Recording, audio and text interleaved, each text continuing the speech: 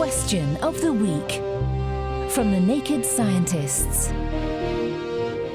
Hello and welcome to Question of the Week. I'm James Titko. This week's question comes in from Darren.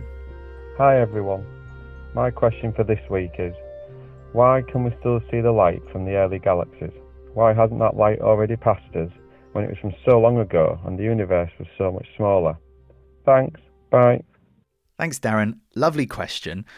When cosmologists gaze into space, they're looking at the stars and galaxies as they were long ago.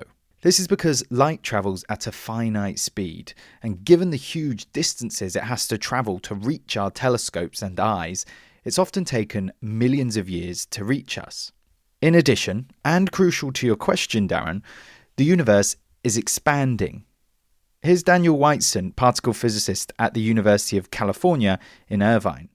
I think Darren's question makes a lot of sense if you think of the universe as emanating from a single point in space where everything blows out. And then you can wonder hey, the early universe galaxies, their light should be zooming away from us and they've already passed us. How can we see it, right? And so it's hard to understand this. And it's commonly portrayed as the universe beginning as a point in empty space and blowing out. But that's not the scientific understanding of the early universe, because matter was always everywhere in the universe. So the Big Bang, this expansion of space, was everywhere. We don't know if the universe is infinite. We don't know if it was infinite, but there's no center or special place that the expansion is happening from. It's happening everywhere. The universe was once filled with very hot plasma and was later filled with young galaxies. So there's always a young galaxy at the right distance to be sending us photons for it to arrive right now. Almost exactly a year ago, scientists reported on the earliest and most distant galaxy we've ever observed. Using the James Webb Space Telescope, JD's GS Z14-0 was glimpsed as it was just 290 million years after the Big Bang.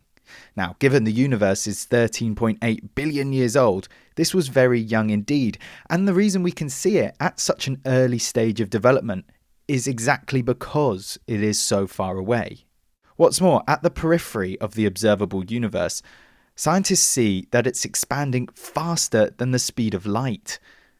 Eternal Student on our forum has a useful analogy for this. They write, you might imagine a hare running as fast as it can down a road, but someone has been stretching that road faster than the hare can run.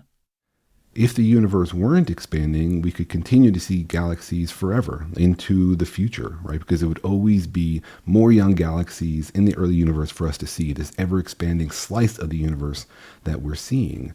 But because everything is moving away from us, and at great distances it's moving away from us faster than the speed of light, then eventually we'll run out of those galaxies to see. And in the far, far future, our ancestors won't be able to see young galaxies. They'll just see a dark sky. What a time to be alive. Thanks to Darren for setting us off on that mind-bending journey, and to Daniel Whiteson from the University of California at Irvine, who also has his own podcast, Daniel and Kelly's Extraordinary Universe, where you can hear them answer more questions like this on space, black holes, and even brains and maggots. If you have any thoughts, why not join in on the forum discussion like Eternal Student over on nakedscientists.com/forum. Next time, we'll be answering this question from listener Mark. Does the lack of oxygen in planes contribute to jet lag? And if it does, do you get jet lag if you fly somewhere with the same time zone? Well, Mark, I've not heard about that before. Let's see what we can do for you. I'm looking forward to that one. Do be sure to drop us a line also if you have a question of your own. It's chris@thenakedscientists.com. Until next time, from me, James Titko. Thanks for listening and goodbye. Question of the Week is part of the Naked Scientists podcast. Look us up online at nakedscientists.com.